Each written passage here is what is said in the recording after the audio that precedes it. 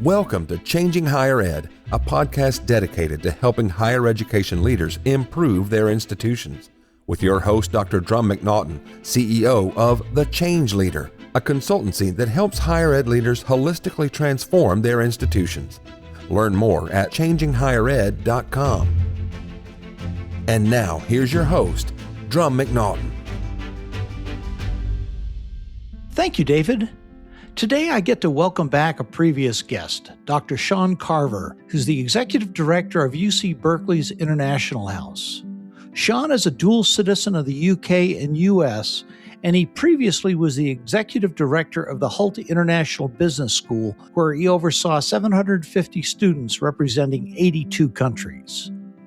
While international student enrollment in the U.S. hit record numbers for the 24-25 school year, 25-26 enrollment has had a sharp decline, raising concerns for future enrollments for 26 and 27. This is troubling, as not only do international students help many institutions shore up their bottom lines, they're a key part of our economy, creating over 55,000 jobs in California between 22 and 23, and account for up to 50% of founders of companies in Silicon Valley. Shaun joins me today to talk about how higher ed institutions are coping with the new era of restricted international enrollments and its implications to American higher education prominence across the globe. Shaun, welcome back to the program. Thank you, Drumm. It's good to see you again. And you as well, sir. How are things there in Berkeley for you? Despite the environment, things are still going well. We've got a full house here. I think the campus has recruited more international students than they've ever had before, which is a good sign given the current environment. But as we'll be discussing, there's still a lot of issues floating around that are impacting us or may impact us in the future. So lots to talk about. We do have a lot to talk about. You were on the podcast, I want to say, in April or May of 2024, almost 2 years ago, and just a little bit has changed. yeah, understatement of the year. Yeah, it's kind of like the old Bob Uecker quote from, what's the name of the movie? Just a little bit outside. Yeah, Major League. Major League, that's it. So before we get into it and talk about all the different changes, Shaun, give us a little bit of your background, if you would, please. Yeah, I've been in international education for, I hate to date myself, but I think over 25 years. About half of that time I spent in China overseeing international programs and supporting international students going to universities in the US and UK, Australia, and such. Currently, I'm the executive director of the International House here at UC Berkeley, which is a 100-year-old institution founded by John D. Rockefeller Jr. Started in 1924 in New York, and then 1930 in Berkeley, 1932 at University of Chicago, 36 in Paris, and then in the 52 in Tokyo, and 60 in India. And so we're part of this legacy from the Rockefeller family about really improving intercultural understanding and making the world a more peaceful place. So currently here in Berkeley, I've got about 600 residents, undergrads and grads, about 80 different nationalities within this house. And our whole goal is to meet interesting people, have interesting discussions, not always on things we agree about, but have a better understanding of each other and moving forward to find solutions together. And we've been doing that for a century. So what does iHouse actually do? You're on 3 campuses, which you just said, but what does it actually do? Yeah, so we are a residence here, essentially. I would say we try not to say we're a dorm, but essentially we have room, and as I mentioned, about 620 students. We only service the UC Berkeley community here. They live here. We have full dining facilities, and so people sit down at breakfast, lunch, and dinner and quite literally break bread and have conversations. We do a lot of programming around understanding different cultures, how to deal with conflict, and really how to kind of a counter movement today, but to sit down across from people that you may have disagreements with, have a better understanding of each other and finding ways to live together in peace with mutual respect. And so that's really what we do. Tokyo is a little bit of a different model, as well as the India International Center, but we were all founded with this idea of improving international relations, international understanding, and making the world a more peaceful place. Well, it sounds like a United Nations based at colleges and universities. Well, we predate the United Nations. So, the I House in New York was founded in 1924. And as you may know, the Rockefellers, bought the land for the United Nations in New York. And so it really is this philanthropy of the Rockefeller family over multiple generations about, creating spaces where the world can come together and work together on solutions, whether it's United Nations or, the original concept, the idea here at the International House. That sounds like something that we truly need more of. And it's nice you're doing it at that level, students coming to college, not only undergraduate, but graduate as well, because these are going to be the future leaders of these countries. Yeah, particularly, when you look at the alumni at UC Berkeley, iHouse, UC Berkeley, we have 12 Nobel laureates as alumni. If you look at iHouse at University of Chicago, they have 25 Nobel laureates. And if you look at where our alumni have gone off over the years, they've been major figures in the United Nations, in business, in diplomacy, in law, in civil rights movements, free speech movements. When you talk about, these incredible alumni at these universities, you're right. They go off and they do incredible things. And we hope that, a part of their motivation and commitment is things that they learned and experienced here at iHouse. What is a typical day for a student there at iHouse? They get up, they go to classes. What's it look like? Yeah, well, although we're adjacent to campus, on campus property, this building is self-sufficient. So, they would wake up, they'd probably go down into our dining hall and have breakfast, sitting down with folks from around the world and probably with different majors or different areas of study, and have conversations. That their day job is across the street on campus, and that keeps them pretty busy. So they're doing their classwork and studying during the day. In the evenings, like every Wednesday night, we do a coffee hour, which a group of students will sponsor and highlight their culture, their country. And so last night happened to be the Ireland coffee hour. And so we had our Irish students coming and playing music and bringing food and doing trivia about their history and their culture. Our dining hall we'll do a full Irish menu upstairs so that people can experience the food. So we really try to tie everything into, a full immersion into Irish history and culture. And that happens every Wednesday. It's really interesting. I always learn something new when I go to these things, and it is probably one of the most popular things.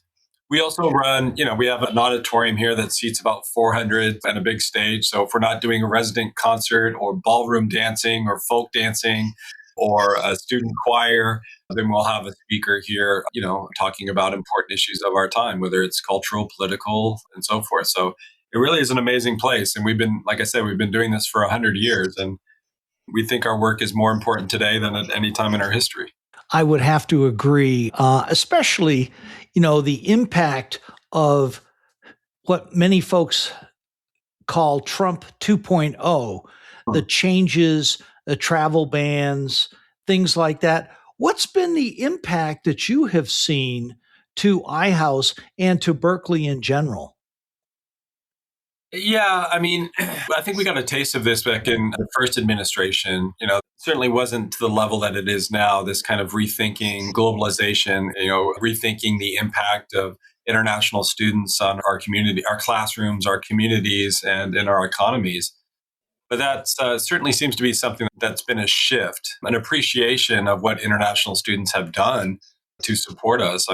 Having international students in a classroom when you're talking about important global topics and getting perspectives from Africa, Central America, Asia, Europe. The diversity of thought is important for us to have in these academic settings. And, banning 75 different countries from being part of those conversations does not help the United States and help our students understand the world better. I think, being here in the Bay Area, I think it's something like 50% of the founders of Silicon Valley came over on a student visa. And so, they're not just coming here and taking seats from American students, but they are coming here creating jobs and creating technologies that benefit us all and pay taxes, and really has been an incredible benefit. Looking into history, I'm getting on my soapbox here, but looking at the history of the United States, we've always invited the world's best and brightest to come here and create a life, and we've benefited from that. And I would say the current tenor of the United States is not that vision anymore. Well, face it, we are a country of immigrants. The native population here, call them indigenous, Native Americans, whatever, they have been marginalized in many respects. And it is those folks who came over from Europe and other countries who have actually grown this country. We don't need to get into a whole bunch of that. It'll probably get me in a lot of trouble, maybe you too. But institutions, to me, what I'm seeing is top line institutions like Berkeley, like MIT, others like that are not impacted as greatly as your tier two or your tier three institutions with respect to the visas. Is that a fair statement? 100%. I mean, as I mentioned kind of earlier in my little intro there, UT Berkeley has, this past fall has more students than we've ever had and more international students than we've ever had. And that might be surprising to hear from a lot of people when, you consider the overall trend is a reduction of international students in the United States. I think you have to keep in the perspective that it doesn't impact all of the universities equally. If you're in Asia and you've got an acceptance to UC Berkeley, the number one public institution in the world, and I think I'm required to say that every time I mention Berkeley. It's true, though. If you were able to get into UC Berkeley, it is a life-changing opportunity for you and your family. And to be honest, the area could be on fire and they're still going to come because it is a once-in-a-lifetime opportunity. You have to take advantage of it and you have to look past all of these other things that it may be rough, it may not be welcoming, but I can't say no.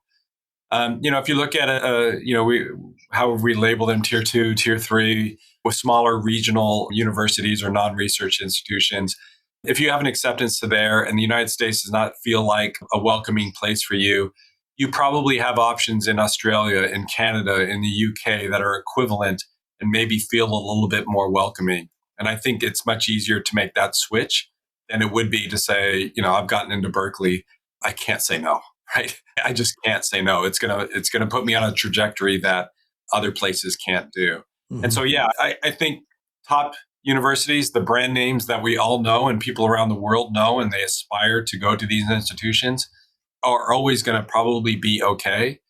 But it really impacts heavily these tier 2s and tier 3s, especially privates that aren't funded by the state and have kind of crutched their budgets up with international tuitions. These are tough times for those folks. And I'm sure plenty of your listeners are in those situations now. Yeah, they certainly are. I remember doing a project over at King Saud University many years ago, and we did some training classes, and there were, we did 2 separate classes. There were 30 people in each class. Every single one of them had a PhD from a U.S. university, every single person. And they weren't all Berkeley's or Chicago or, there were many of the regional institutions. Yeah. Thinking about that and thinking about the visa situation that we're in and, countries being barred. I mean, Nigeria is one of the biggest ones that's barred right now. They're number 10 in sending international students over to the U.S. So after my diatribe there, what are institutions doing? I would guess that, we had the disruption, COVID, and higher ed traditionally has not been open to a lot of changes. COVID forced that. And I think probably the Trump administration, T2, is doing the same thing. What are institutions doing to keep their international enrollment up?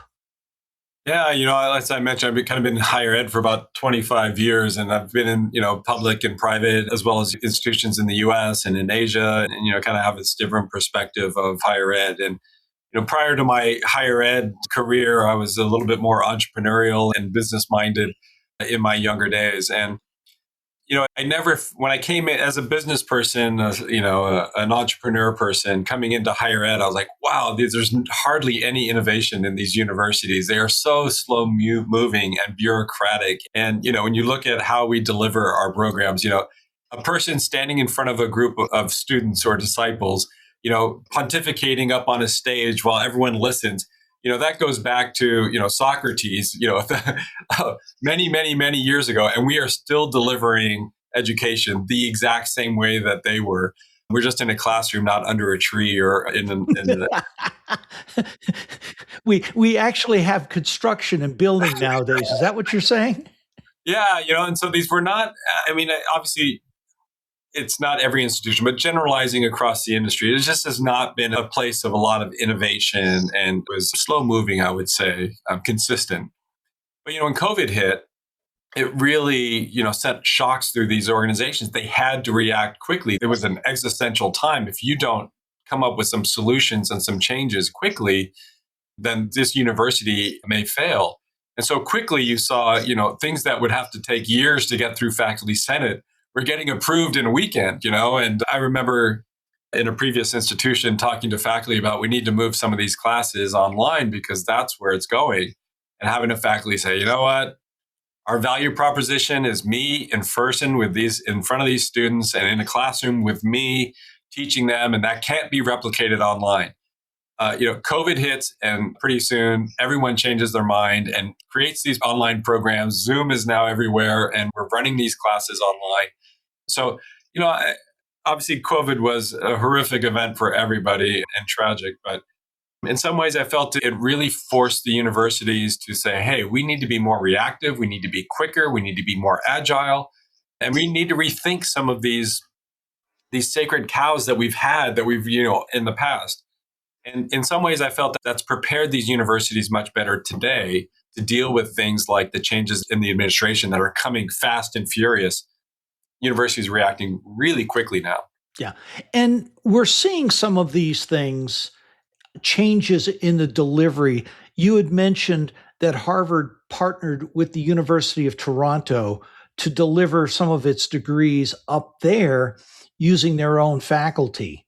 UK, they're doing more overseas partnerships than they used to. It's part of their overall country strategy. Would you talk to those, please?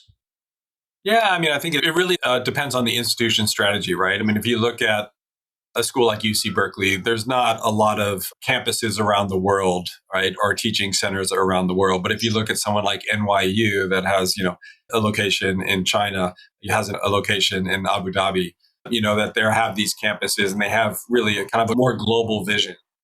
So I think, coming out of the current environment where campuses are assessing their risk and they're saying, well, one of the things we've always taken for granted is that international students can get into the country. And now maybe that's a risk, maybe that's something that we can't take for granted. And there's 75 countries that can't get a visa to come in. How do we deliver our product, our education, our values to those folks when they can't get into the country? And I think a lot of people are starting to look at now other delivery models where instead of bringing the world to Berkeley or bringing the world to New York or bringing the world to Wisconsin, maybe we need to take Wisconsin and Berkeley to the world. And if you look at, this fits in the strategy with all these countries that we've been brain draining for decades. We've been bringing their best and brightest to the United States, keeping them here and having them contribute to our economy. These countries that have been suffering for that are now saying, hey, maybe we can bring more of these students in-house and bring the international campuses to Delhi, to Riyadh, to Education City in Qatar, to Abu Dhabi, to Dubai, to Singapore. And so I think these countries are really thinking about this is an important strategy to reverse the brain drain that's really, been to the US's benefit, but not to theirs. We're seeing a lot of that in your major R1 universities. You mentioned New York University, multiple places. And there's others who have done it as well. I would say New York University is probably the poster child for this with more campuses, Hong Kong, Singapore, et cetera. But what can these second and third tier universities do? I mean, the impact of the visas and the travel ban, we are seeing less students coming over here. And, it's different from undergraduate to graduate. Talk to what these folks can do. Yeah, I mean, I think as I'm starting to look at places where countries or regions or cities are trying to create a place to bring multiple international campuses to their areas. I am seeing a lot more of the tier 2 and tier 3 schools participating in that. I think part of that is, this has now become a national strategy to bring schools and bring education to their region. And so there's probably a lot more funding available.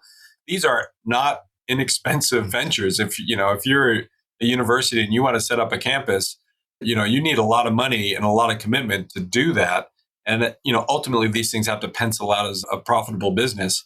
Although that's not always our primary driver. It is the reality of what we do is we got to, pay the bills and pay the faculty and fund the research and the teaching. So I think that, there's more funding available for these tier 2s and tier 3s that wasn't necessarily available in a previous administration. But I think, people are seeing the current situation and say, this is an opportunity for us to really start keeping folks in-house and bringing that global education here.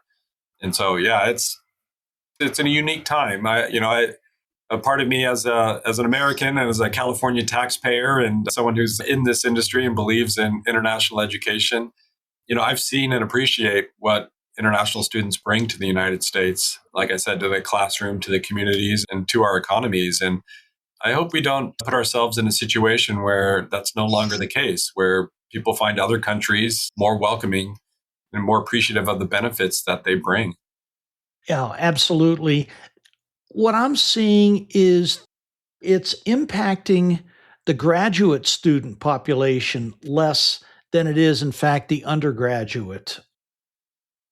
What are you seeing?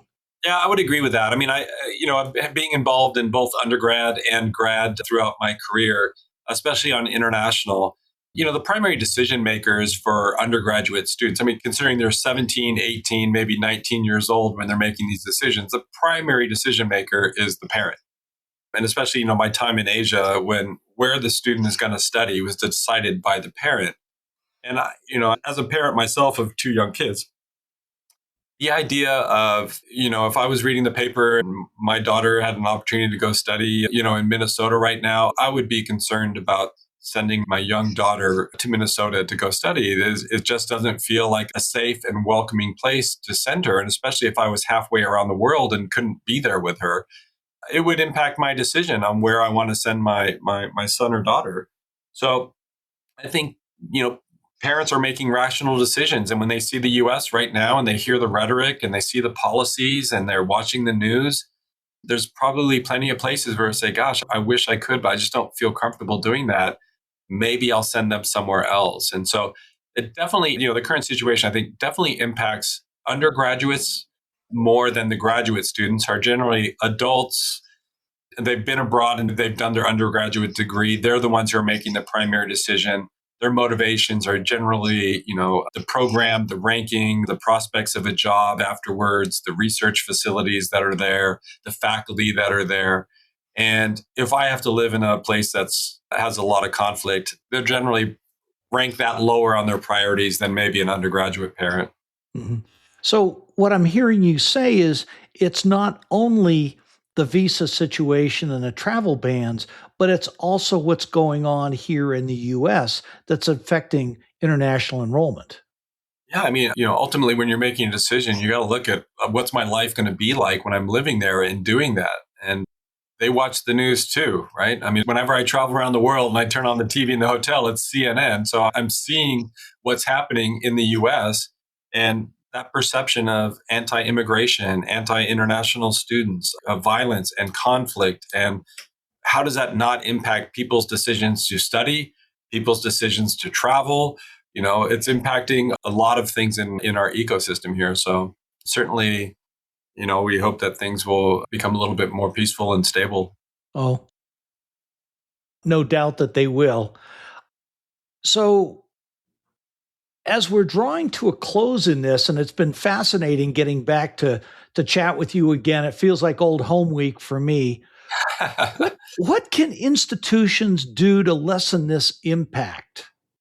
I think Educational programs and rankings and all of the things that make these universities great are important to go out there with your brand. But I think addressing things like student well-being, student safety, advocating for students, advocating on behalf of international students, out there preaching the value and importance of diversity in a classroom. That, the current narrative is, this creates conflict and violence. I've been doing this for 100 years. I have no violence or conflict, and I have the most diverse community. Whether you just look at countries or religions and genders, there's politics, and there's so many ways that we're different in this house, and we live together in peace and harmony and listen to each other and try to understand each other. We don't cancel anybody. We don't always agree with everybody, but we certainly deal with it in civil ways. And I think that's the environment, campuses can lead on, is saying these are not places for people to come and shout each other down and to, have violence. These are places where we come together in an academic setting, act civilly, and try to understand each other better and be more forward with that everybody is welcome to these universities and everybody's viewpoint is valuable. As soon as a university takes a stand on an issue, you got to think you're alienating a lot of people around the world because of your stance on that. And so maybe the advice for universities is not always to be forward of taking a position in conflict, but being a place where people come together to better understand the conflict, respect everyone's opinions and views, and try to move forward in ways that we can live together in harmony. That's very well said, Shaun. And it brought up an interesting point with me is not only are you teaching people civil discourse, but you're teaching them critical thinking and many other key skills that they need in the workforce just because someone says something that you don't like. And I guess what comes to mind, I'm a movie buff. I really enjoy them. And the movie, The American President, Michael Douglas gives this talk at the end, just because you don't like what somebody else is saying and it sets you off in every fiber of your being doesn't mean that you can't listen to them and learn from them at the same time. And that's what I see you doing, one of the key benefits there at iHouse. One of the legendary figures in the University of California, and especially here at Berkeley, Clark Kerr, I think one of the comments he said was, it's not the university's role to protect students from ideas. It's to create an environment where students can be exposed to different ideas. And you're exactly right, critical thinking. And I think one of the challenges we have, especially with this current generation, is that they've been raised and programmed by social media to not be exposed to differences of opinions, to not spend time learning and trying to understand perspectives and history and culture and all the things that led to someone having a particular take. It's a quick tweet. I disagree with you. I'm canceling you. You're my enemy. And the reality is, the world today is much more subtle than that. It's not a binary world. It's not a black and white. It's a very much a shades of gray. And people that think someone is their enemy or that they have a viewpoint that is totally contrary, I think they'll find there's probably 90% of the other issues that they agree on. And so if we can kind of deprogram what we've done to this generation with social media, I think we have a much better chance of having deeper understanding and seeing the world in a much better light than we do right now. There was something that I learned years ago. Until you've walked a mile in my moccasins, you don't know me. Yeah. And we've got to be able to do that very thing, understand where people are coming from. That is one of the benefits of education and clearly one of the benefits of iHouse. Yeah, and I really think that's some of our special sauce here is that there's no dominant culture here with 600 people and 80 different nationalities. By nationality, the biggest group is about 18%, which is the domestic American students that are here. Every other community is less than 10%. And so there is no dominant culture. Everybody is surrounded by different people. And if we don't stop and listen and try to understand, the wheels would fall off. But no one is in a dominant position here. And therefore, they're forced to kind of think and learn and listen and understand. And that's what makes this place work so well. Today's society and social media just does not encourage that level of depth in our interactions. It's a tweet. Very true. Very true. But I'm optimistic. We've been doing this for 100 years and we're going to keep doing it for another 100 years and we're going to move the needle and change the world. If anybody can do it, UC Berkeley can. Thank you so much. I appreciate the confidence. Shaun, 3 takeaways for university presidents and boards. Yeah, I think we talked a little bit about that. I think, universities, certainly as institutions, may have a slant, a view, the importance of maintaining a neutrality and creating an environment that all students and all faculty are welcome, all viewpoints are welcome in the classroom. And there's a lot of value in having exposure to differences of opinions, especially ones you adamantly disagree with. And talking to a university president, the need to move universities back to the center, not saying aligning with any administration, but just being seen as more of a neutral place than having a specific stand. I have some private schools are probably different. Jesuit schools certainly have a mission and to focus on their values. But as a general takeaway, I would suggest, boards really, presidents and boards really think about how to be welcoming to all viewpoints and making everyone welcome in the classroom. Mm-hmm. Great. So second point, Shaun. Advocate for international students before they get here. They're not voters. They're not contributing to campaigns. There's not a lot of folks that stand up on behalf of the value of international students. And that's what I think universities are in a special place to be able to do that. Very important, yes. Talk about their contributions and talk about their contributions to the economy. Talk about how many Nobel Prize winners have come from the universities that were international students. Mm-hmm. All of these things benefit our country and our society. Great. And third point around what smaller schools can do to help with the international recruitment. Yeah, I think in some ways, when they see conflict in certain parts of the country, I always think about some of our friends in schools in the Midwest or in areas where these are small university towns, college towns that have a high degree of safety and a great quality of life.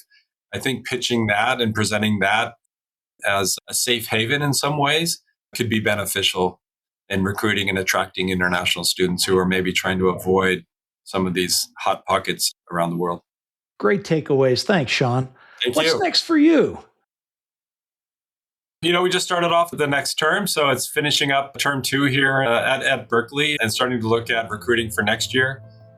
As I mentioned, there's 7 international houses, the Rockefeller International Houses. So I'm fortunate enough to be the president of the iHouse Association. So we're kind of bringing congratulations iHouses back together and collaborating more on programming, on building community and doing work that lets the world know why we exist and what we're doing and gaining support. So it's important work and things that can help, I think, pull the pendulum back into a place where we feel more comfortable with it. Well, I certainly hope that is working. iHouse is very fortunate to have you there in Berkeley and as part of the overall. You guys do great work, and thank you so much for being on the program again. I appreciate it. It's great to see you. Yeah, great to see you. I look forward to meeting up again in 2 years and seeing how these predictions played out. Sounds good to me, my friend. All right, take care. You too. Thanks for listening, and a special thank you to my guest, Dr. Shaun Carver, Executive Director of UC Berkeley's International House. Shaun, thanks for being on the program. It's always great to have a good conversation with you, and I look forward to the next time we get together. For my listeners, thanks again for tuning in. See you next week. Changing Higher Ed is a production of The Change Leader, a consultancy committed to transforming higher ed institutions. Find more information about this topic, along with show notes on this episode at changinghighered.com. If you've enjoyed this podcast, please subscribe to the show, and we would also value your honest rating and review. Email any questions, comments, or recommendations for topics or guests to podcast@changinghighered.com. Changing Higher Ed is produced and hosted by Dr. Drumm McNaughton, post-production by David L. White.